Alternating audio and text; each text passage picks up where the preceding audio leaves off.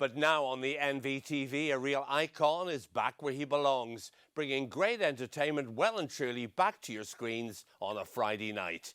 Yes, indeed, it's glamour, excitement and beautiful people all the way. On Tonight with Gerry Kelly. Movie House Cinemas, proud sponsors of Tonight with Gerry Kelly. Treat yourself to a movie. Relax in VIP recliner seating without the VIP price tag at Cityside, Glengormley, Mackara and Coleraine. Enjoy the show.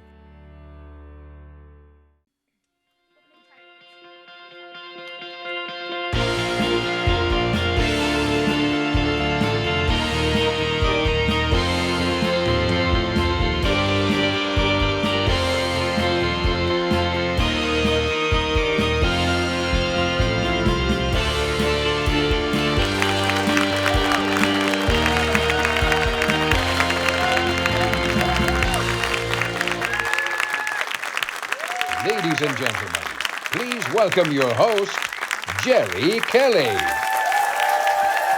Thank you very Thank you very much. Hello. Welcome to Tonight with Gerry Kelly, as usual, coming to you from the E3 studios here at Belfast Metropolitan College. Now, my first guest, well, I've known him for longer than perhaps here I would care to remember. He first came to prominence back in 1977 when he won the talent show New Faces. But that was just the start of a glittering career that went on to make him one of the highest paid comedians on British television. For 13 years, he hosted Catchphrase, a show that at times attracted audiences of up to 15 million. So when I say what you see, or it's good but it's not right, it can only mean one man. Will you please give a big welcome back home to the brilliant Roy Walker.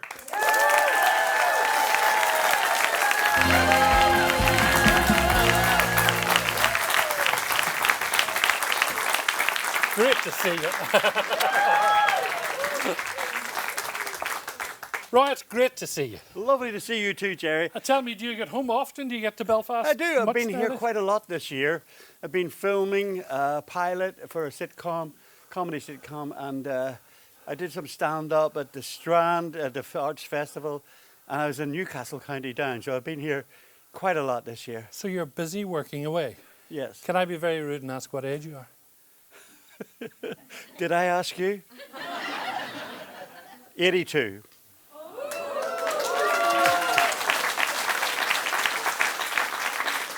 I'm just getting started. Well, talking about getting started, this is where it all started for you, in Belfast back in the 60s. There couldn't have been many venues back in the 60s, were there in Belfast? Well, we were the first venue to have pubs where they had entertainment. And my first job was at the Trocadero in Crummock Street with Danny Rice. And it was on 3 floors, and he had in-house TV, so the people in the second floor and the ground floor could watch the show. And he had English stars coming over, you know.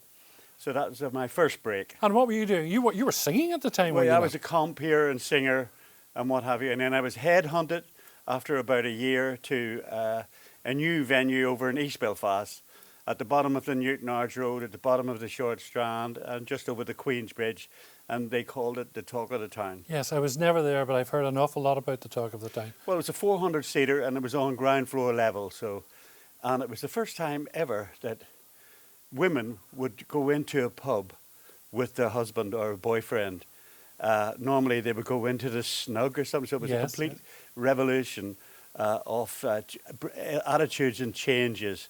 And women loved to dress up, and the men would get themselves tidied up and come in and watch big English stars. The first star we had was Guy Mitchell, who was as big as Frank Sinatra once. Yes, in his day, yes, absolutely. Were you working also at that time? This wasn't your full-time job. Well, because it was show business, my darling wife said it's a bit fickle and what have you, so I got a job driving a van during the day for Billy Hastings, the hotelier. Goodness. You know, and then later on, after about a year, I opened a fruit shop on the Woodstock Road. So I was a bit of a workaholic. So why did you leave Belfast? What took you away from here? Well, first of all, we were out of work with the pandemic.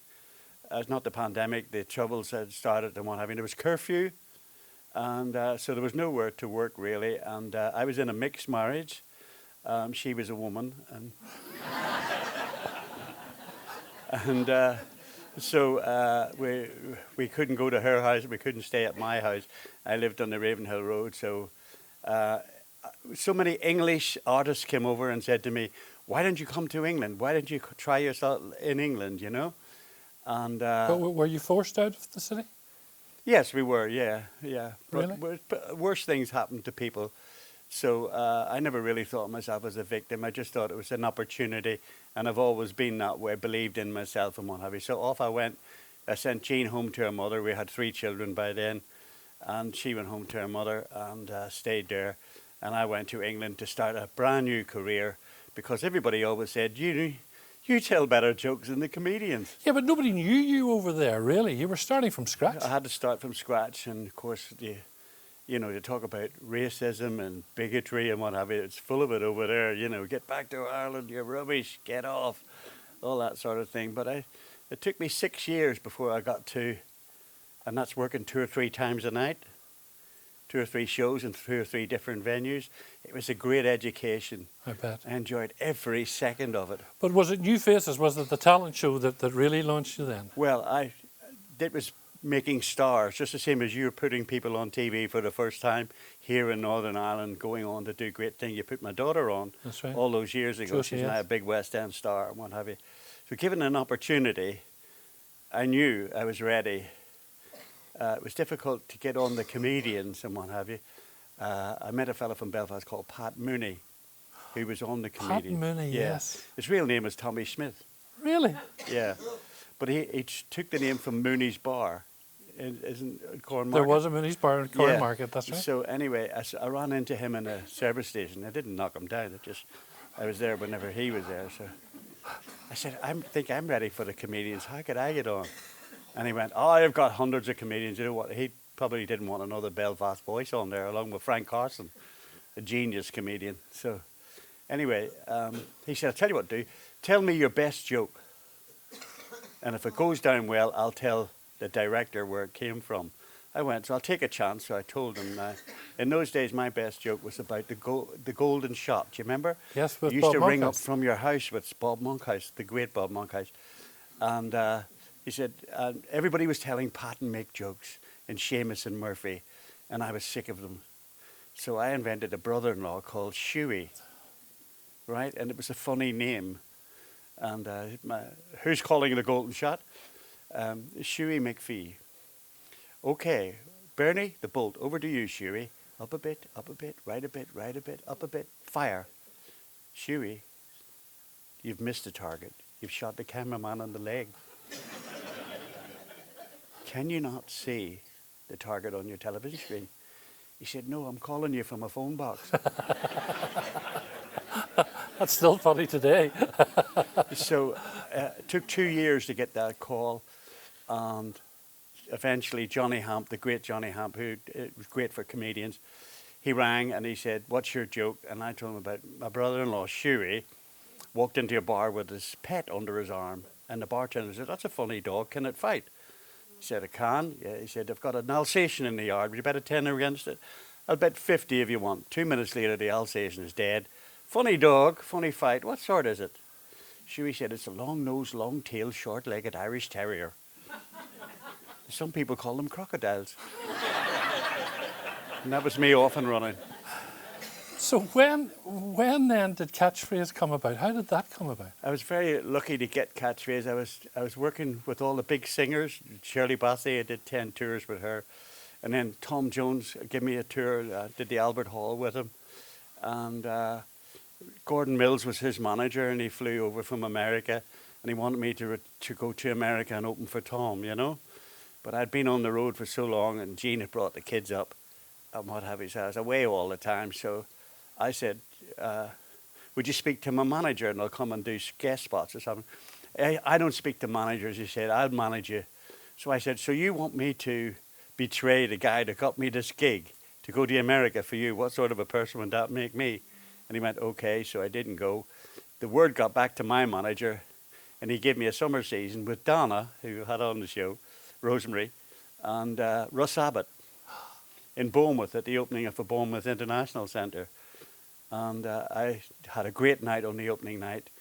John K. Cooper came in. Every TV company wanted to sign up Russ Abbott, and they saw me. I stole the show. So they gave me a go. He said, it's nice to see Roy on the TV.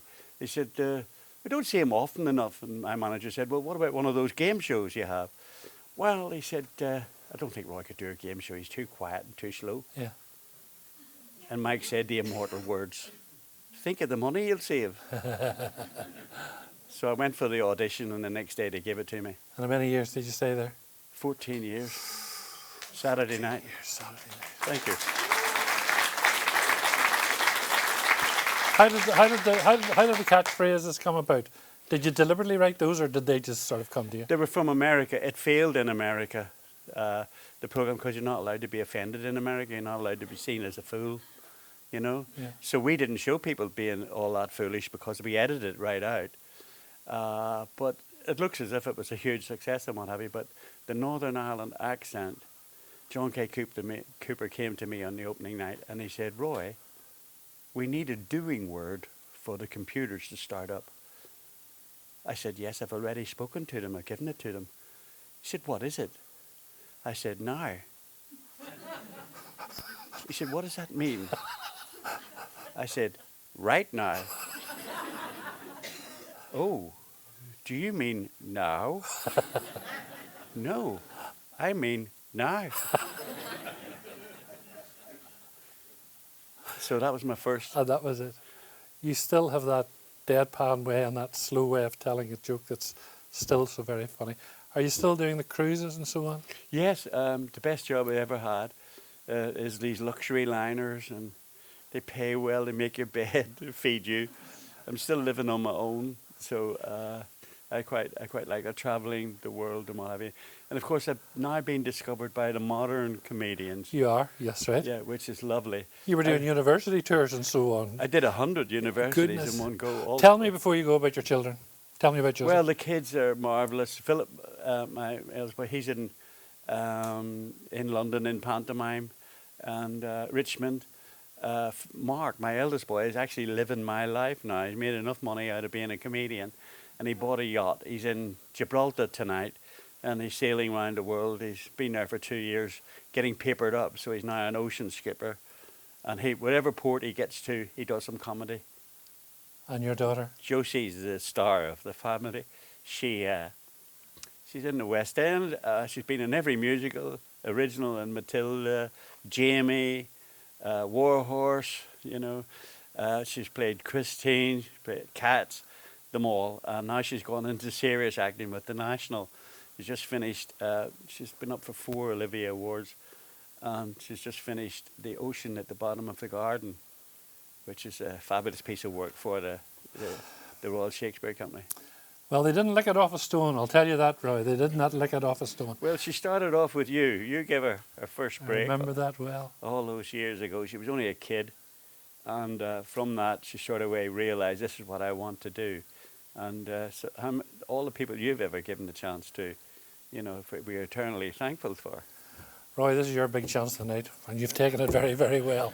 Yes, but it took a long time for you to ask me back. The fabulous Roy Walker.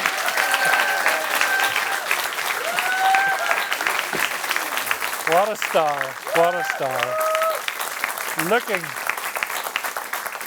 Looking absolutely fantastic. Thank you. 80 what, 83? 2. Excuse me, 82. Ah, you're only 82, you're only 82. Okay, we're going to take some music now, and I'm delighted to welcome one of Ireland's finest live performers. Originally from the Falls Road, his voice has taken him all over the world, from touring with Van Morrison to singing with the likes of Joni Mitchell, Bob Dylan and Ray Charles. Tonight he's going to sing Christopher Street. Would you please give a big welcome to the one and only Brian Kennedy.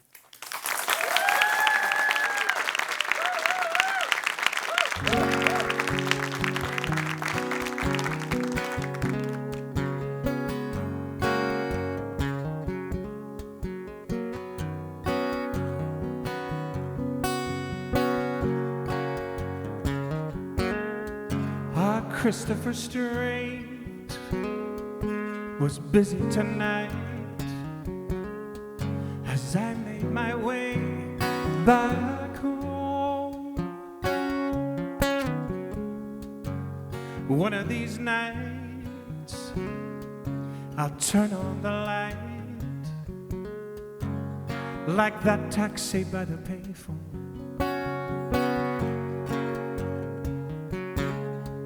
Well, I've been here a week,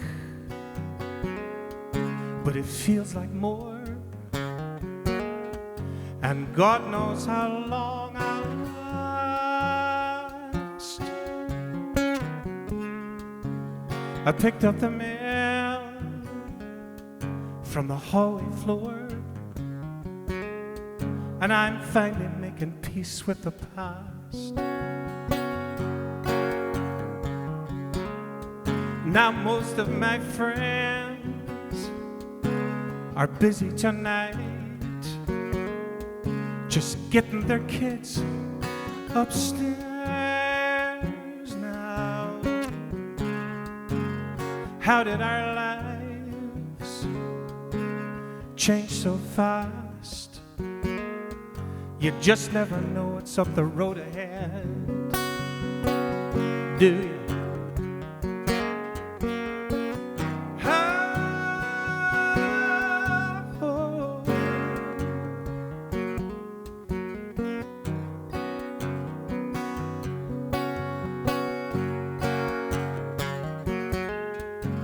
Sheridan Square was crazy today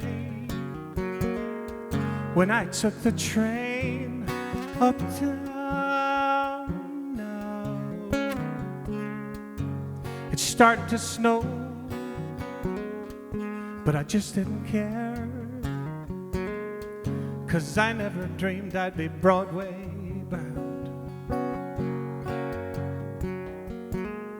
Now Christopher Street has quietened down.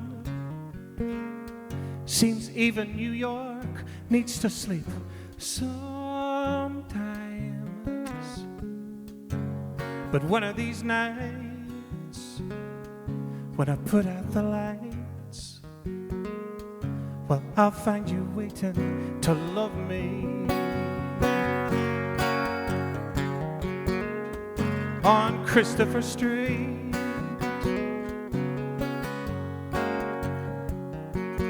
Du-du-du-du-du.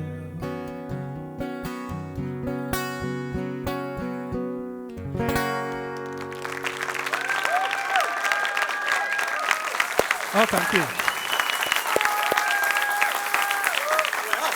Well, Are we allowed to hug? well, of course we're allowed to hug. It's all over. Well, it's not all over. But Yeah, exactly. Thank you. Christopher Street, Yes, that's in New York. that's in New York. You wrote that when you were doing Riverdance, am I right? Can you believe that was 22 years ago? Seriously? Isn't that shocking? But we're still here. And it must have been 22 years since you've got your hair cut, lad. No, this is COVID hair. Oh, really? This is if you see the recent posters out and about, my hair's about that length. I cut it all off because post chemotherapy, I had to kind of, because it went really thin and all it's scraggly, so I buzzed it off completely. Yeah. So about that length. And then it started growing back, and I was thinking, oh, will I cut it? Will I cut it? And then you know yourself, Jerry, when it grows a lot, you just start tying it back and tying No, it back. I don't know anything about that. I have to talk to you about your health. You've mentioned that you've had a hell of a 3 years. Yeah, I suppose hell is the right word. But I mean, as I always say, people say to me, oh God, you've been through the mill, haven't you? And I say the operative word is through. I got through it. I'm one of the lucky ones because we both know people who have been not so fortunate. And it was a huge, I think maybe the greatest challenge of my entire life so far, to get cancer. I call it the 4 C's. So we call it cancer, chemotherapy, cardiac arrest after that, and then COVID. The 4 C's, that's right, yeah. But I mean, I think there's a school of thought that says that my heart got damaged in some way by the chemotherapy. It damaged the heart muscle. Really? Yeah, even though it, until you go through these things, you find that there's heart disease actually in my DNA, in the family that I came from and all of that. So, but I'm still here. So the cancer was 3 years ago. Cancer, I got cancer 2016. Oh, really? Yeah, so, and then I had surgery eventually 2018. Right. So that's 4 years ago. And then it was last year then that they... Last year I was just at home feeling a little queer, Jerry. And, as you do. And I decided to take myself over to the hospital. I walked over to A&E And as the lovely man said to me later on, he goes, you saved yourself 100 quid. Because apparently it's 100 quid to get an ambulance. I didn't know that. Tell me this, were you frightened?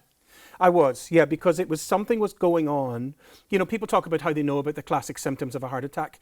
All of the pain that I was feeling was actually all down my right side, not down my left side. And I suppose we're programmed to think that your heart's somewhere over here on the left. It's actually more in the middle of your body, not in left or right side. But I had this weird tubular pain, and I just thought, because I've listened to my body before. I'm an instinctive person.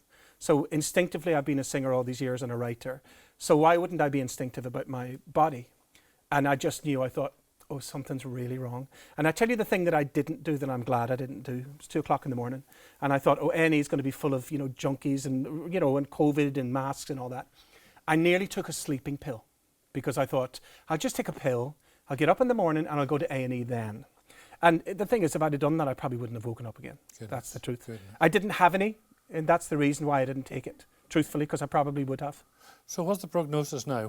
Where are you now? Prognosis is very good, actually. In terms, I just had a scan to do with the cancer recently, and that's all clear again, which is great. Brilliant. 4 years later, so that's boding well. My heart, because of COVID and lockdown, you go into this kind of backlog of being able to see anybody, So I have an appointment very recently to go to, and then that's to do with the heart now. So I'm going to have a thing called an echo scan on my heart to see if the heart muscle's getting better. I'm taking 6 pills in the morning, 2 pills in the evening.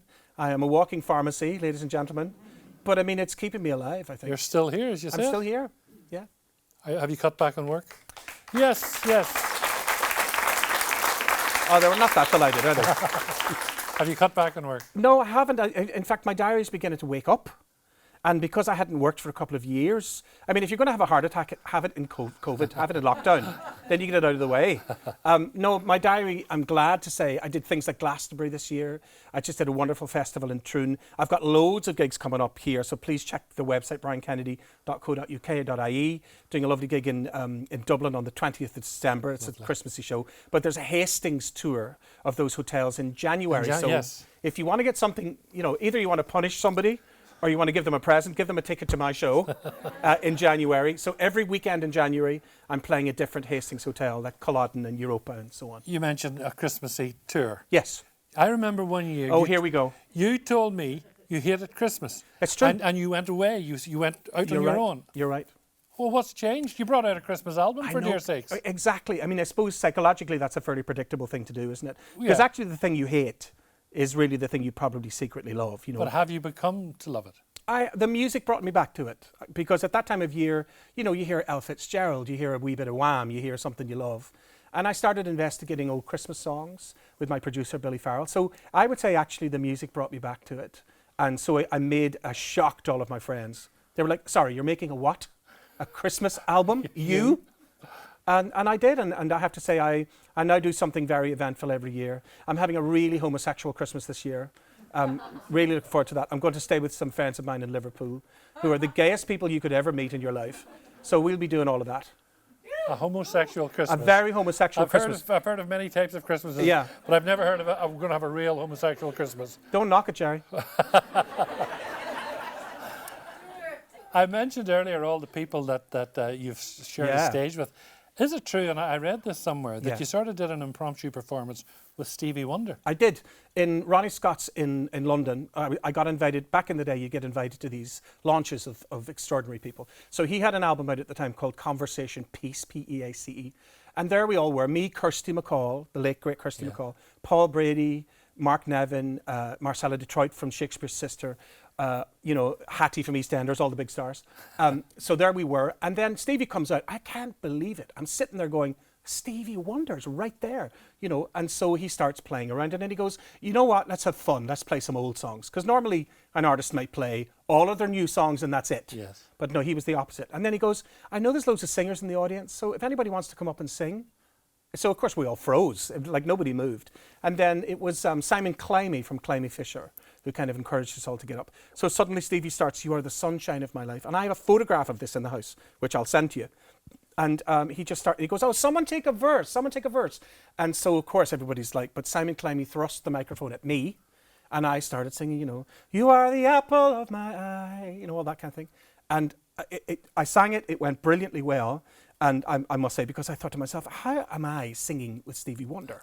From the Falls Road, like, come on. No. And so it was amazing. I'll never forget it as long as I live. And I was looking, he plays the piano like this, so his thumbs are underneath the whole time as he moves along, because I literally was peering over. I mean, listen, you probably have to cut this out, because it's a very long story, but I'll shorten it. So he invites Hattie up, Michelle Gale, do you remember her? Yeah. Up to sing with him. And it's my favourite song probably of all is Lately by Stevie Wonder. So he starts it up, you know, dum, dum, dum, and I'm like, oh Christ, I don't know, I'm going to fall apart here. And Hattie, he invites a woman up to sing with him. And she, God love her, she makes a royal mess of it. She doesn't really know the words. He gave her 3 goes and she mucked it up each time. God love her. Kirsty MacColl was banging her head off the table. She was just like, oh Jesus. And so then, like, the trumpets appeared out of nowhere. And suddenly, Catherine Zeta-Jones appears out of the ether. I'm not kidding you. So up she gets onto the stage. There's Stevie Wonder. Fair play to her. They started the song, but she kind of, she presented it like it was a West End musical version. Lately I have had the strangest feeling. But she knew all the words, right? And so she did the whole song. And then, you know, clap, clap, clap, applause, applause, applause. The front page the next day, Catherine Zeta-Jones saves Stevie Wonder disaster. That was the front page. So she had it together even then. Fair play to her. And the wee subtitle, Brian Kennedy helped along the way. It's not for me to say. Not for you to say. Happy Christmas to you. And you and everybody here, of course, and everybody watching at home. But I want you to do one more song for us. I'd love to. Because this is from an album. Yes. Called Recovery. And it's Recovery. all about recovering from all the things we just talked about. Yeah, and you're going to sing that for us. I'd love to. In the meantime, would you please thank the fabulous Brian Kennedy? Thank you so much.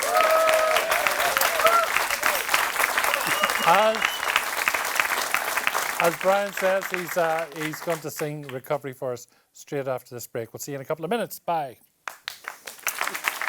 All righty. Oh, yeah. Well done, you. As usual.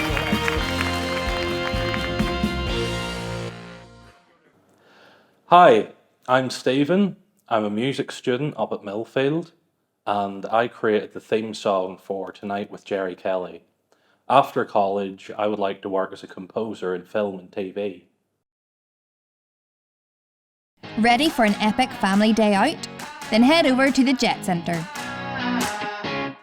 Explore the excitement of Alley Cat soft play. Slide into action with hours of fun, while also getting time for a coffee break. Arcade more your thing? Say no more. Play games and win tickets. Feeling competitive? There's a game for everyone. Become gem mining experts at the Jet Centre. See what gems, stones, arrowheads or fossils you'll discover. Golf more your thing? Practice your game on the North Coast with mini golf. Lots of fun to be had on this 18-hole outdoor mini golf course. Or join us for bowling or a movie. The Jet Centre. Entertainment for everyone. The most uplifting musical rom-com around is coming to the theatre at the Mill this Christmas, when The Shop at the Top of the Town opens its doors on December 2nd.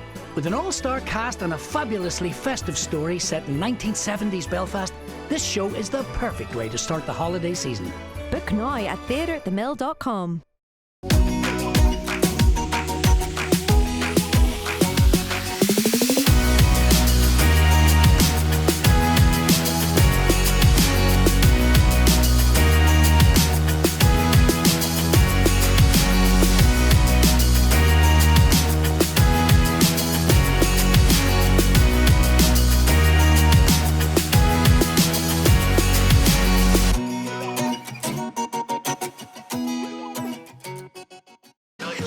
There's an unmissable new season of shows to enjoy at the Grand Opera House in 2023. From West End and Broadway musicals to thrilling drama and many more sensational productions. Book your tickets at goh.co.uk.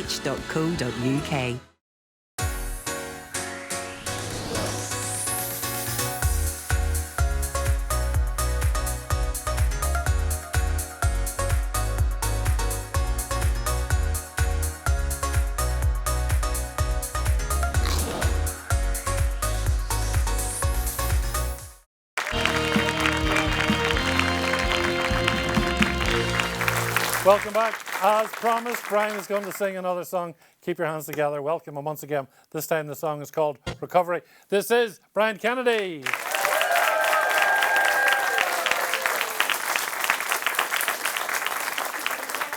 Recovery, truth, justice and love. Hey, hey, hey. Truth, justice and love.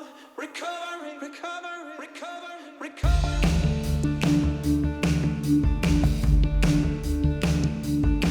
Oh, truth, justice and love. Recovery, truth, justice and love. Hey, hey, hey. Truth, justice and love. Recovery, recovery. And so my world turned upside down right in front of me. And I did not know where to turn or who I was meant to be. Well, I opened my heart carefully, then closed my eyes so I could see truth, justice and love.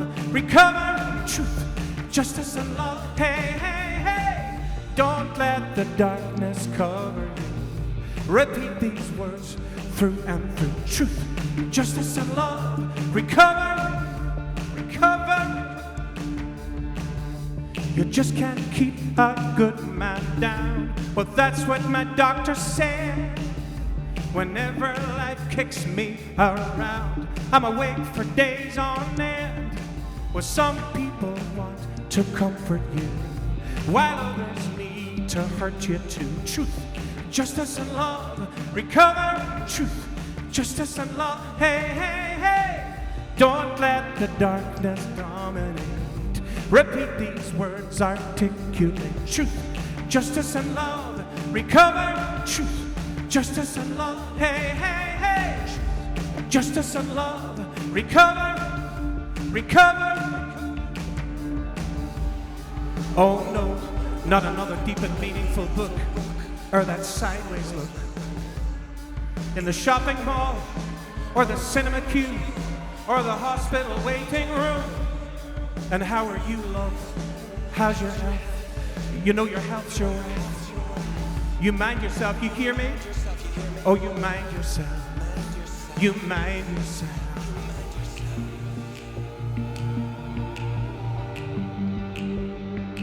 Oh, truth, justice and love. Recover, truth, justice and love. Hey, hey, hey. Don't let the darkness cover you. Repeat these words through and through. Truth, justice and love. Recover, truth, justice and love. Hey, hey, hey. I don't believe the world today. Should I get down on my knees and pray for truth, justice and love? Recover, truth, justice and love. Hey, hey, hey. Justice and love. Recover, recover, recover, recover.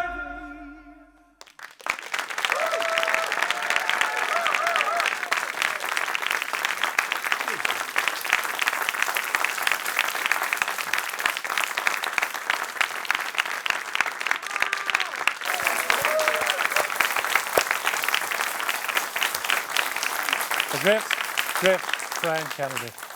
Now, my next guest must surely be one of the busiest actresses in the business at the minute. You'll have seen her in Soft Border Patrol, A Perforated Ulster, The Blame Game, Give My Headpiece. She was in Derry Girls. She has written for the stage, most notably the comedy play The Bridesmaids of Northern Ireland, which toured the whole of the country and sold out a week at the Grand Opera House.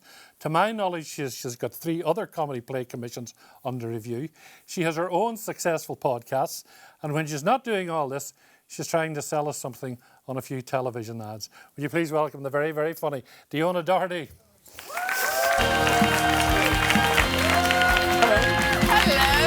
How busy you were. I'm knackered from that, Andrew. Diona, can I ask you a question? It depends on what it is. Well, it's about when your mum and dad went to register your birth. Yes. Did they make a mistake? Right. And instead of putting F down for Fiona, they put D down for Diona? No. Well, I know nobody in the world called Diona. My mum and dad made it up. So they did. My dad's called D Doherty, like 95% of Derry. Yes. He's called D. My mum's called Donna. And they amalgamated those 2 names and made Diona. Really? They gave me a stage name from birth. Because they knew that you were... They forced it on me. They were like, get up there. Well, you're now, of course, you're now Diona Haggerty. Well, I'm still Diona Doherty if I'm earning money. I'm Diona Haggerty if I'm ringing a Chinese with the doctors. And you're Diona Haggerty when you're looking after a brand new baby? Yes. How old is the baby now? I have a 1.5-year-old. Yeah, I know. Well, all sometimes. Now, Diona was made up. Yeah. Your daughter is called? Winter. Yeah. I didn't make that up. That's a season. That exists. Yeah, I understand. Yeah. But she was born at Easter. She was. So why would you call her Winter if she was born at Easter? Just to keep you on your toes, Gerry. Just to keep you on your toes. If I'd have called her Easter, that would have been weird. Easter? Yeah. Haggerty. Easter Haggerty. Do you know what? Anything goes these days as far as names are concerned. For me, the weirder the better. If I have other kids, I'll call them funky names as well. Summer. Yeah, summer. Yeah, I'm just going to make my way through the seasons. You may as well. Yeah, I'll do May. I'll start the months. How did you get into comedy in the first place, Diona? Just being funny, Gerry. Really? No, do you know what? I moved to Belfast and went to uni and started studying drama and found myself in a sketch group. I say found myself, I didn't wake up one day, I was like, I'm in a sketch group now. I joined a sketch group and just sort of fell in love with comedy sketches, and we went to the Edinburgh Fringe a few times, and I met my husband at the Edinburgh Fringe Festival. Who is a comedian as well. He's also from Lurgan, so we were both in Edinburgh. And it was him who convinced me to try stand-up after I did a bridesmaid speech at my friend's wedding. A genuine bridesmaid speech. Killed it. And he was like, that's basically stand-up. Give it a go. So it all came from there. So how does that work, the two of you? Do you sit at home and you go into one room, he goes into another room? And we ignore each other all day. And you write your own funny little lines?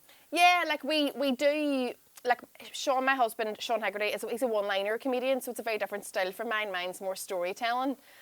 So it's much easier for him to go, what do you think of this joke? And it takes 10 seconds for him to tell me. Whereas for me going, what do you think of this? Sit down if you got half an hour, and then it doesn't work out quite as well. But we definitely help each other out. And we write plays together, yes, comedy plays too. So yeah, you got the part, you got the call to appear in Derry Girls. Yes. Now you're from Derry. Yeah. But they never give you a chance to use your own Derry accent. No, they made me do acting. They made you, are you Ukrainian? Yeah. Katya. I know. It's wild. She was called Katya, but originally in the script she was called Kashusha. And when I read it, I was all, that's a mad Derry name. So I don't know any Kashushas. And then I started reading it and I was all, Kashusha's English isn't very good, is it? And then I was like, she's not from Derry. Yeah. Yeah, that was a bit of a bummer though, you couldn't use your own accent. I know, but I do use it all the time. Like in my everyday life, I'm constantly using it, so it's nice for a change. Is this it? This never changes. Yeah. What was the secret to Derry Girls? Why is it so universally accepted? It's a mixture of just amazing writing, fantastic performances, and also just the right time. I remember Lisa McGee saying that had it been 10 years before, Derry Girls wouldn't have been the success that it is. It just came at a real perfect time, I think. And also the themes are universal because there's so much conflict in many cities around the world, but the conflict in those girls' lives where, between each other and their exams and their boy trouble, and those were the troubles in their lives, and I think that's what's endearing about it. Yes, but I mean, nobody 20 miles outside of Derry know what you people are talking about. They do now. I have people from South Africa and all other places messaging me now, yeah. How does that work? Why? Do you know what? Derry Girls has just done so well the whole way around the world, and it does blow my mind that they understand. Now, everyone's watching it with subtitles, we're not going to lie. Right. We know they are watching it with subtitles, but that's all right, because the more they listen to it, the more attuned they'll come to our accent. And I love that there was never Channel 4 didn't make anyone dilute their accents in it, or make their accents slow down or more anglicised. It was like, no, just give them our accent as regional and as raw as it is, and let them catch up. I think that's brilliant. You're doing the blame game. Yeah. Now, Heart of a Lion. Well, listen, you've done the blame game. I had 2 Hearts of a Lion to go. Did you love it? How did you find it? But see, I wasn't funny. You were funny. You have to be. I didn't have to be funny. I just had to be a straight man. Right. You have to be funny, and you're competing with what 3 of the top comedians we have. I know. Yeah, it's. And you're a woman. I know, and that already just by being a woman, I'm not funny. Well, so that's the thing. I'm joking. Look at your face. I don't know whether that's acceptable to say or not. I can say it. You can say it. You can't say no, it. If you said it, we'd be raging. I think women are very funny. Well, you're sitting in front of me. You have to say it now, don't you? Imagine you said it weren't. Yes, do you know what? It's amazing to join that show. It's been going for 20 seasons. It's been around for 15 years. Neil Delamere, Colin Murphy, Tim McGarry are like amazing. Jake O'Kane, who used to be on it, absolutely amazing as well. Big boots to fill. And yeah, it's a real learning curve because I come at it from a completely different angle because I wouldn't be as politically astute as the guys. I know nothing about sports. I don't know why I'm there, Gerry. Usually I just can't wait till there's a funny story about elephants or something and I can just talk about something silly like that and just pray that it makes the edit. That's how I live my life each week. What else is happening for you? Christmas will be special this year because of winter. Yes, and this year also, my husband and I started our production company called Cheesy Grin Productions. So we have our very... Cheesy Grin, like a smile. Yes. I wanted to call it 6-bed detached because that's what I hoped to buy at the end of a very successful run of shows. My husband was like, you can't call it that. And I was like, well, Cheesy Grin will do. So it's like a lot to unpack here. If Cheesy Grin is successful... Well, I was hoping to buy a 6-bed detached at the end of it. 6-bed detached? Yeah. That's a house? There's a lot of kids in my house. Well, there will be. I've got 3 stepsons as well. Of course you have. Yeah. How do you look after them? What age? And a cat. So you have to look after all that, do all these things that I've been saying, and still be funny. Yeah. That's why I'm so tired looking, Gerry. Yeah. So we have our first Christmas show this year, our first under our production company in the Grand Opera House studio called Home Alone. So that's exciting. That's an adult one. That's an adult one. It's leave the kids at home. It'll all go over their heads. So winter won't be there? Winter will not be there, no. Yeah, so we're looking forward to that. It's our first go at producing as well, so we'll see how it goes. Diona, you're a star. Thank you so much for being with us tonight. Thanks for having me. Diona Doherty, ladies and gentlemen. Women are funny. I know.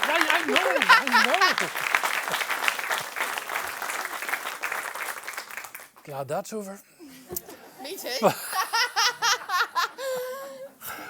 Fans of the Great British... I'll be safer this one. Fans of the Great British Menu will instantly recognise my next guest. He was born in Dundrummond, County Down. He began his cooking career in Dean's in Belfast. From there, he worked in 2 of Gordon Ramsay's restaurants. Then he went to the Cliff House in Waterford. All Michelin star restaurants. He's now back as head chef at Dean's, where for the 6th year in a row, they've won the prestigious Michelin star accolade. And to top it all, he's about to star in a new BBC show called B&B by the Sea. Would you please welcome Alex Greene? Alex, good to see you. Likewise, nice to be here. Modesty aside, what does it mean to be a Michelin star chef and to appear on that Great British Menu programme? Now, don't be modest. Don't be modest. Don't be modest. I'm very good at being modest, though. I don't like to big it up too much. No, big it up. Come on. Okay, Michelin star. Everyone asks me, my family, friends, and I don't think they quite get it. Like, there's a lot of chefs and there's a lot of awards and a lot of awarding bodies within food. Yes. And you see the best chef come up for this, the best restaurant come up for that. But a lot of that's locally. If you say it's like local currency, Michelin is world currency. You have one awarding body assessing all of the chefs, all of the restaurants worldwide. And do you know when they're coming in to assess you? No, and you shouldn't, but they've all got certain traits. But you never really know. They're the best at being incognito. Right. So you win a Michelin award, and of course your prices just double immediately, don't they? No, that's due to inflation. That's not due to the Michelin. What was it like appearing on the show?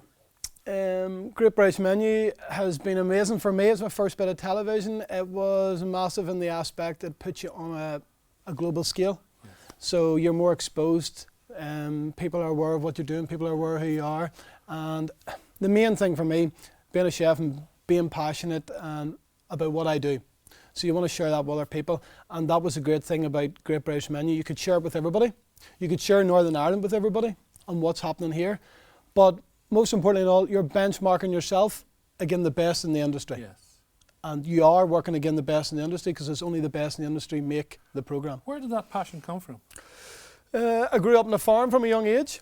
So I was always passionate about animals and produce, and I'd always had that mad interest to, you go into a restaurant and you see a piece of steak, how did that steak get there? Where did that come from? Like, that was always, I am a very curious guy, and that was kind of the curiosity probably pushed me down the chefing route. Tell me about the dessert that you made on the Great British Menu, the book. Describe this to us if people haven't seen it. Okay, it's kind of a dish that's attached itself to me. We were doing Great British Menu, and the theme was celebrating 150 years of kids' literature. Right. And of course, I'm very familiar with Oliver Jeffers, a local artist and author, and he read a book about this boy that used to eat and digest the books. It was a kid's book, and gain all the knowledge from the books. Right. Of course, every kid's dream, you can go into class and eat sweets and eat books at the same time. You don't have to pay attention to what the teacher's saying, because as you're eating them, you're digesting the information. So it was something I read as a child and was always inspired me. So as soon as I heard the brief, I said, that's what I'm doing. I'm going to create an edible version of that book. That's my childhood dream. I dreamt of that sort of thing. I'd love to eat cookbooks and just digest all the recipes. That would be amazing. It would save me a load of time. Right, so we have this book. You can open this book? You can open the book. And what's inside it? So it's made from coconut, yuzu, chocolate and coffee. It's all different layers. So you've got a ganache, you've got a mousse, you've got some biscuits, and you've got a gel. But the book comes out to the table. We serve it in the restaurant in a presentation box. You lift it out of the presentation box, and then inside is an edible version of Oliver Jeffers' book. You eat the book. You eat the book. Much will that cost you? Well, it's due to go up a wee bit. You're talking about putting the prices up, so I'll not mention it now. Roughly how much would it cost? Wouldn't around £20. Ooh, for dessert? For dessert, yeah. Mm-hmm. No, brilliant, because I've seen it. It looks absolutely fantastic. Yeah. The other thing I want to talk about is your new programme on the BBC, B&B by the Sea. What's that about? So the BBC approached me, or Alpha Mike approached me about doing this programme where they wanted to showcase the North Coast. And again, local produce, local producers. It was massively about Northern Ireland, but they were going to bring celebrities from the mainland that were UK that had attachment to Northern Ireland. They either liked being by the seaside, or they had some family here, or they were born here. So it was about that connection. So they took over the Downhill Beach House, turned it into a makeshift B&B. It's already used as a hostel, but there was a bit of refurbishment put into it. I got a nice new kitchen, all set up nice. And then the idea behind it was these guests would come over, stay for 2 nights. They would have breakfast, lunch and dinner with me. They wouldn't just eat it, they would cook it alongside me. And I kind of interview them as we go along, so I get their whole life story. Right, you've got some great names, because the first of those shows went out earlier tonight on the BBC. This is a little example, a little clip from that first show. Let's have a look. So obviously you've had a long, dedicated career to dancing. How did TV come about? Len we know very well. I hear Len's leaving, you should try to go. I didn't want to because I'd never done TV. So my son gave me a push in that direction, and the rest was history, really. And I got that job at 57. Who gets TV at 57? I know. That's incredible. A woman, too. It's incredible. Do you know what I mean? And you're enjoying it? I love it. I love it because it's everything I know everything about when it comes to dancing. Now, I've never done ballroom dancing, but probably up until about 4 or 5 years ago, I was massively into jiving. Oh, you were good at the jive? Yeah. Well, I'm going to say I was good, yeah. I was something like this. Who's your woman? Surely, you must. Come on now, you must recognise her. Indeed. What was she like? I was saying before, you would imagine, you always see her, she's very glamorous. Yeah, hair's done up nicely, makeup's done up nicely, and I was a bit worried about her because, like, not to give too much away about the rest of it, we were on a farm on this occasion. I went to a pig farm with Shirley, and as you'd have seen earlier on this evening, and the rain was lashing down as it would be in Northern Ireland, grey skies, 12 o'clock in the afternoon. I'm standing out there and I'm soaked already anyway, but I had curly hair at the time, and I didn't care, it was a mess. But Shirley came out and she was really well done up, but this is a lot about her personality. She came out in a lash down rain, and then they were all over the car, and she's like, no, I'm fine like this here. This is what it's out here. Really? It's lashing, it's rain. I don't mind if my hair is wet. I don't mind if my makeup runs. She's such a lady, but at the same time she embraced the whole thing. And that was what was nice about 90% of the guests. We're not going into too much names, but she just embraced the whole spirit, like a lot of the guests did, and didn't let anything stand in her way. You liked her? I liked her, yeah. Alex, it's joy talking to you. Thanks so much for coming in. Alex Greene, ladies and gentlemen. Thank you. And that show, the show is called B&B by the Sea. B&B by the Sea. Look out for him coming up in the next week or two. Okay, I'm going to take a break. We're going to have a wee bit of nostalgia very shortly. See you in a couple of minutes. Bye.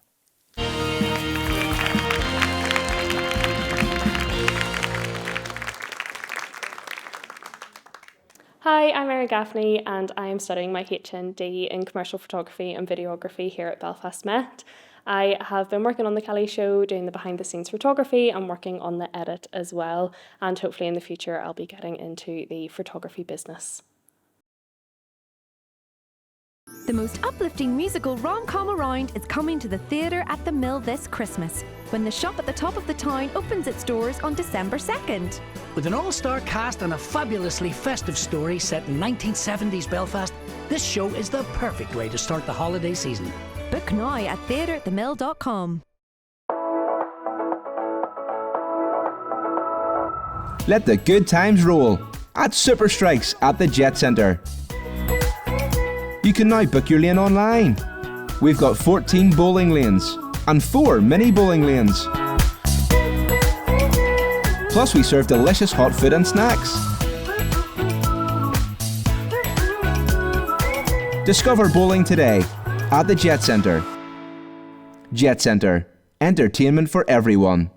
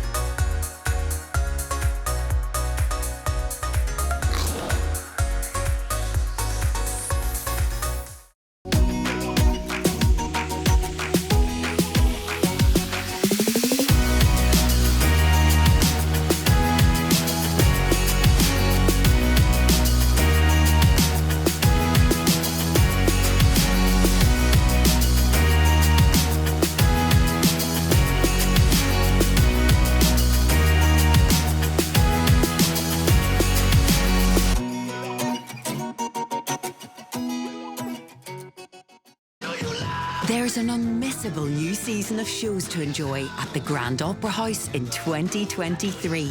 From West End and Broadway musicals to thrilling drama and many more sensational productions. Book your tickets at goh.co.uk.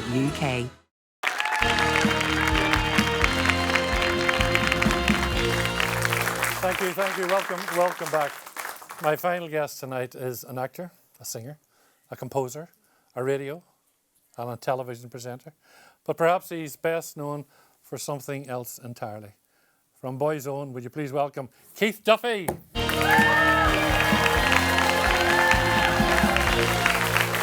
Hello, friends. How are you? Hey, Lovely to see you. You're looking. My mammy dressed me. By Jove, she did. Keith, Peter, Thomas, Francis, Julian, John Duffy. Julian John Duffy. Julian, no, they got that wrong. Was it Julian? No, it's only Keith, Peter, Thomas, Francis, John Duffy. Oh, right. You must have been very important to have 6 Christian names like that. Well, I think it was trying to keep the family together. You know, instead of having the granddads fighting and the great uncles fighting, instead of just picking one of them, I picked them all. You got them all. You're included in them all.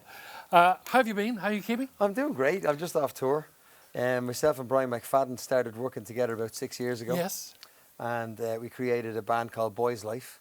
At the time, it was literally to go out and do like an autobiographical style show to talk about our experiences over 25 years in the music business. To talk about it rather than sing about it. Yeah. It was like so many different publishing companies had approached both of us about writing a book.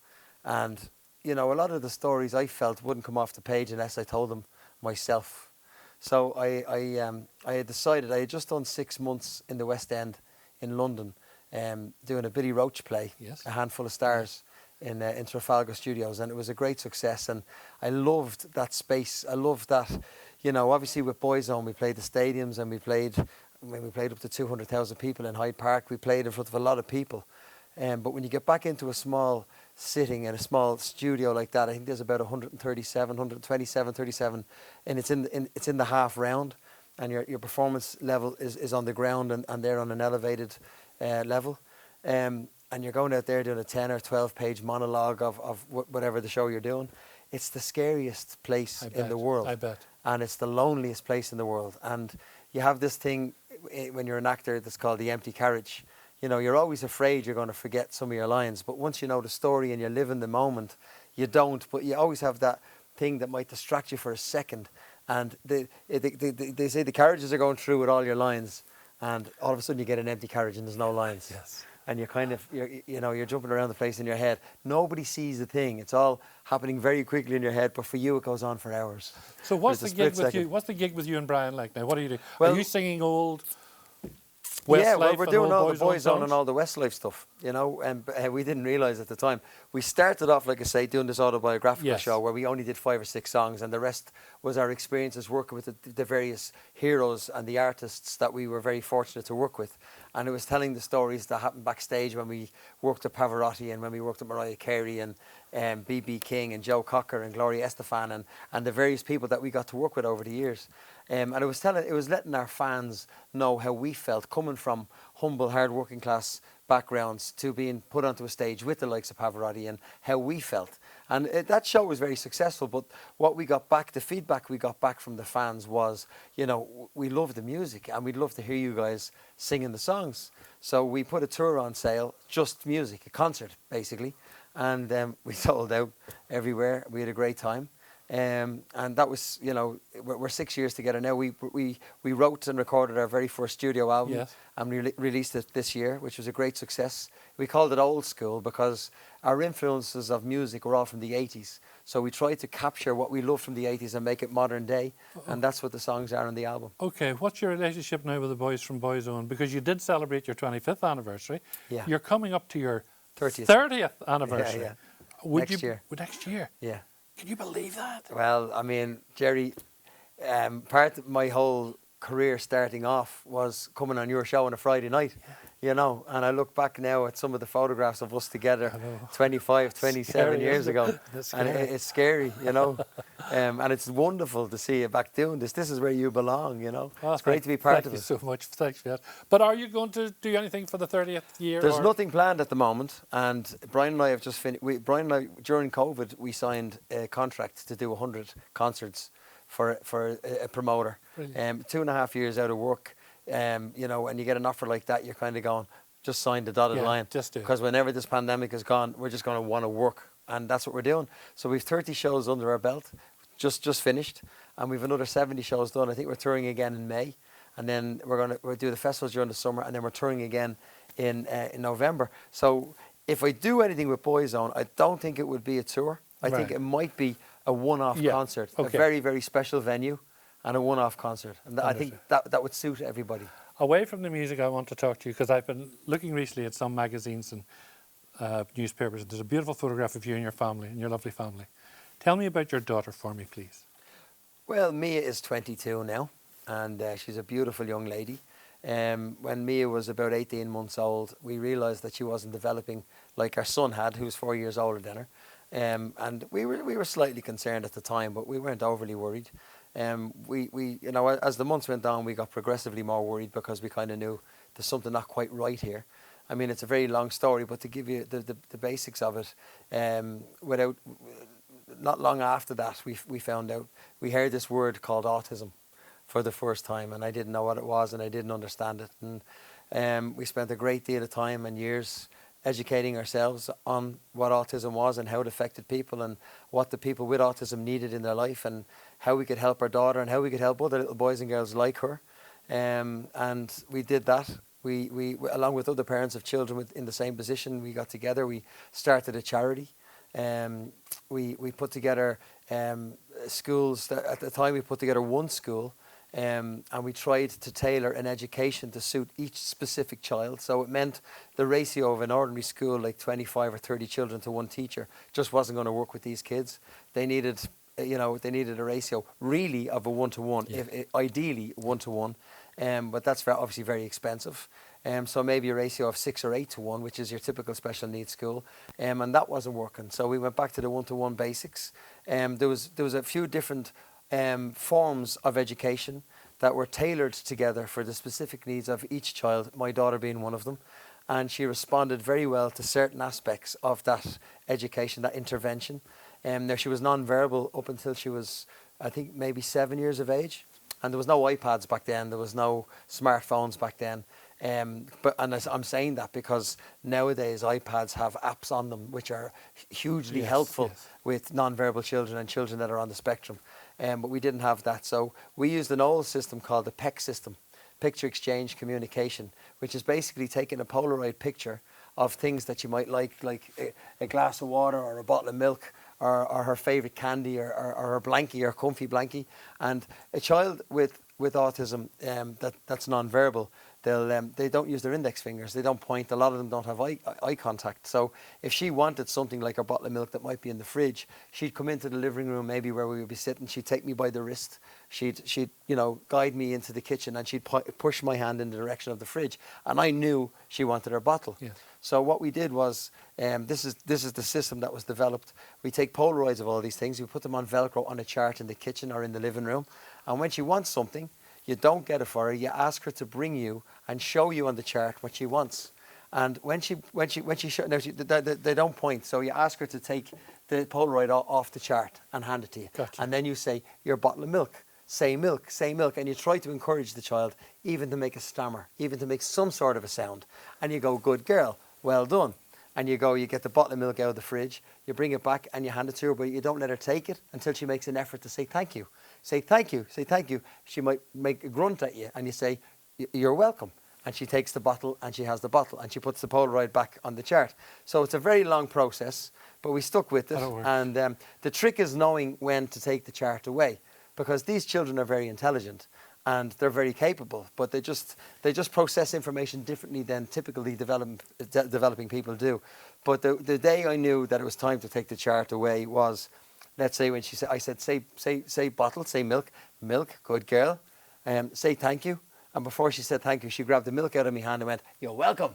And I said, right, Lisa, it's time we take that chart away. She knows, she's playing us now, you know. Tell me. Thank you. Tell me what happened to her this year. She's now 22, as you say. She graduated from Dublin City University, which was just, she got her bachelor's in science for enterprise computing, and it's unbelievable. It's really remarkable, because at the time, like I said, every professional we spoke to, everywhere we went, it was doom and gloom. They can't, they won't, no, and we never took no for an answer. And Mia, she pushes the goalposts high for herself, and now she's doing very, very well. She's in a post-grad job with a big American company called United Medical Group, and she's coding for them, and she's very happy and she's doing great, and her vocabulary is far extensive, much more extensive than mine. And she's and it's just like, for anybody out there that has got a child on the spectrum and they're very worried, it is a very, very worrying and difficult time, and every child is completely different. So I can't say every child will do as well as Mia, but what I will say to them is give them every opportunity to be the best version of themselves, and that's all you can do. Keith, you know how much I love you. You know how much I appreciate your company all these past 30 years. But I am so impressed with what you've done with your life and what you've done for your family's life. Thank you. And it's always a joy to meet you. And you. I'll see you on the golf course. I'll see you on the golf course. Cheers. Thank you. Fabulous Keith Duffy. Unfortunately, I'd love to talk more, but that's all we have time for tonight. Thanks so much for watching. Until the next time, from Keith, myself, from everybody here. Night, everybody. Night.